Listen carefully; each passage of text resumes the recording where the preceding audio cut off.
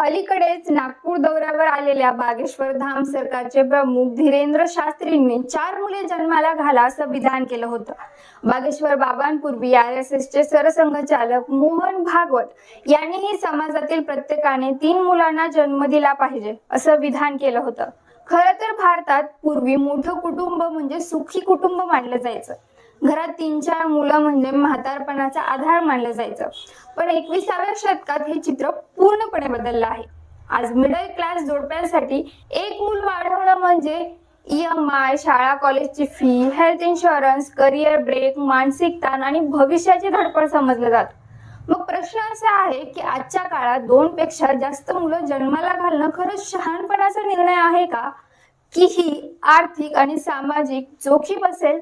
आणि भारतासारख्या आधीच लोकसंख्या अतिभारित देशात मोठं कुटुंब खरंच आशीर्वाद आहे की स्वतःच्या भविष्यासाठी घेतलेला धोकादायक निर्णय?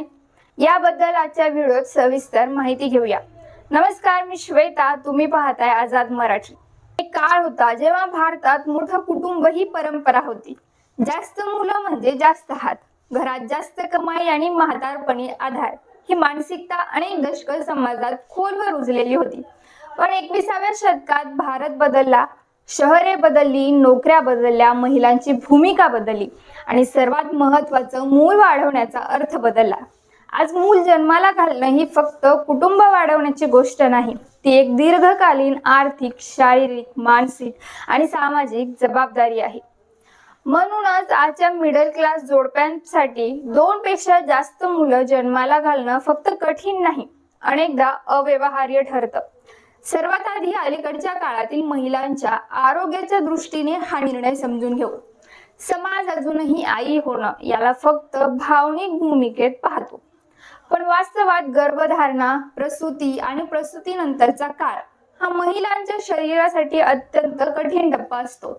आजच्या महिलांमध्ये अनेक आरोग्याच्या समस्या वाढल्या आहेत.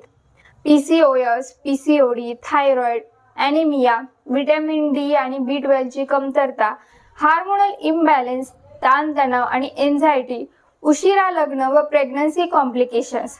आधुनिक जीवनशैलीमुळे महिलांची रिप्रोडक्टिव्ह हेल्थ पूर्वीसारखी मजबूत राहिलेली नाही. त्यातच एका पाठोपाठ 2-3 प्रेग्नन्सीज म्हणजे शरीरावर प्रचंड ताण, कॅल्शियम आयनची कमतरता, पोस्टपार्टम डिप्रेशन, वजन वाढ, हार्मोनल समस्या, युटेरस आणि हार्मोनल हेल्थवर परिणाम. 1 मूल झाल्यानंतर स्त्रीला पुन्हा शारीरिक दृष्ट्या सावरायला वेळ लागतो. म्हणून 2पेक्षा जास्त मुलं म्हणजे आईच्या आरोग्यावर थेट परिणाम होऊ शकतो. आज किती मुलं हा प्रश्न फक्त आर्थिक नाही, तर महिलेच्या शारीरिक क्षमता आणि आरोग्याचा प्रश्न आहे. आर्थिक दृष्ट्याही सध्या 4 मुलांचा भार झेपणं कठीण आहे. आजचं मध्यमवर्गीय लग्न म्हणजे घर भाडं आलं, होम लोन, कार, EMI, वीज, इंटरनेट, किराणा, मेडिकल खर्च, insurance, social obligations, travel, emergency fund आले. लग्नानंतर 2 व्यक्ती कुटुंब बनतात आणि तिथून आर्थिक गणित बदलतं. पूर्वी संयुक्त कुटुंब होतं, आज न्यूक्लिअर फॅमिली आहे. पूर्वी आजी आजोबा मुलं सांभाळायचे, आज डे केअर लागतो. पूर्वी घर स्वतःचं असायचं, आज रेंट किंवा EMI असतो. यात 1 मूल आलं की खर्च एक्सपोनेन्शियल वाढतो. दुसरं मूल मॅनेजेबल असू शकतं, पण 3रं मूल ते अनेक मिडल क्लास कुटुंबासाठी फायनान्शियल स्ट्रेस पॉइंट ठरतं. आजचा सर्वात मोठा प्रश्न आहे महागाई. आजच्या काळात कर्मचाऱ्यांचा पगार 10% वाढतो, पण खर्च, भाडं 15% वाढतो, शाळेची फी 12-20% वाढते, मेडिकल खर्च 18% वाढतो, किराणा 10-15% वाढतो, इन्शुरन्स प्रीमियम वाढतो. म्हणजे इन्कम वाढते, पण डिस्पोजेबल इन्कम कमी होत जाते.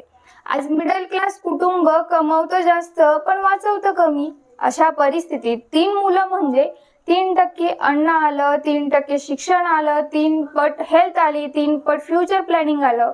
त्यात मुलांचं शिक्षण म्हणजे आजच्या काळातलं सर्वात महाग इन्व्हेस्टमेंट आहे. पूर्वी शिक्षण म्हणजे शाळा होती, पण आज शिक्षण म्हणजे प्रोजेक्ट आहे. आज एका मुलाच्या शिक्षणात काय लागतं? Pre school, school fees, tuition, books, gadgets, coaching, hobby classes, competitive exam preparation, college funds. आज मिडल क्लास पालक मुलाला फक्त शाळेत पाठवत नाहीत, ते त्याचं फ्युचर बिल्ड करत असतात. आजचा पालक क्वांटिटी नाही तर क्वालिटी पाहतो. मग 3 मुलं समहाव वाढवूपेक्षा 2 मुलांना चांगलं फ्युचर देऊ हा विचार मिडल क्लास मध्ये वाढला आहे. मुलं जन्माला घालणं ही सुरुवात आहे. खरं आवाहन त्यानंतर सुरू होतं.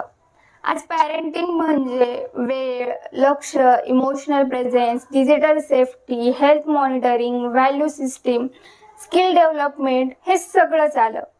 आज पालकांना फक्त कमवायचं नाही, मुलांसाठी फिजिकली आणि इमोशनली अवेलेबल देखील राहावं लागतं. त्यामुळे 3 मुलं म्हणजे 3 वेगवेगळे शेड्यूल्स आले, 3 इमोशनल नीड्स आल्या, 3 एज्युकेशनल ट्रॅक्स, 3 पर्सनॅलिटीज आल्या. आजच्या अर्बन मिडल क्लास लाईफमध्ये हे मॅनेज करणं खूप कठीण आहे. याबरोबरच आजची महिला फक्त आई नाही, ती अर्निंग मेंबर देखील आहे. तिचं करिअर आहे, तिची आयडेंटिटी आहे. मग अशा 2-3 प्रेग्नन्सीज म्हणजे रिपीटेड करिअर ब्रेक्स आले, प्रमोशन्स मिस होणार, फायनान्शियल डिपेंडन्सी रिस्क आली, स्किलमध्ये गॅप आला, कॉन्फिडन्स लॉस आला. म्हणून आज अनेक महिला कॉन्शियसली 1 किंवा 2 मुलांवर थांबतात. हा सेल्फिशनेस नाही, हा प्रॅक्टिकल डिसिजन आहे. या सगळ्यात भारतामध्ये राष्ट्रीय पातळीवर सक्तीचं 2 मुलांचं धोरण नाही, ही फार महत्वाची गोष्ट आहे. पण काही राज्यांमध्ये 2 मुलांपेक्षा जास्त मुलं असल्यास काही मर्यादा लागू होतात. जसे की सरकारी नोकऱ्यांमध्ये अपात्रता, काही स्थानिक निवडणुकांमध्ये अपात्रता, काही राज्य योजनातील लाभ मर्यादित प्रमाणात मिळतो, सबसिडी, इन्क्रिमेंट्सवर परिणाम म्हणजे 2 पेक्षा जास्त मुलं बेकायदेशीर नाही. पण काही ठिकाणी पॉलिसी डिसइन्सेंटिव्ह आहेत. म्हणून मिडल क्लास कुटुंबासाठी 3रं मूल हा फक्त पर्सनल डिसिजन राहत नाही, तो पॉलिसी डिसिजन पण बनतो. त्यात भारताची लोकसंख्या आधीच प्रचंड आहे.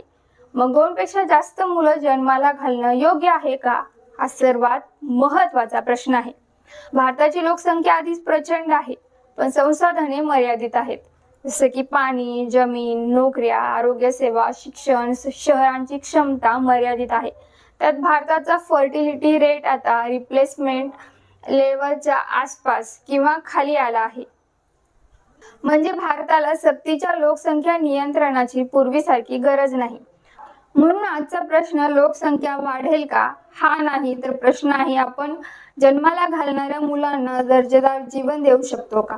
21व्या शतकात 2 पेक्षा जास्त मुलं जन्माला घालणं ही फक्त वैयक्तिक निवड नाही, तो निर्णय आता जोडप्याचा, त्यांच्या आरोग्यावरचा, आर्थिक स्थैर्यावरचा, करिअरवर, मानसिक शांततेवर आणि मुलांच्या फ्युचर क्वालिटीवर परिणाम करतो.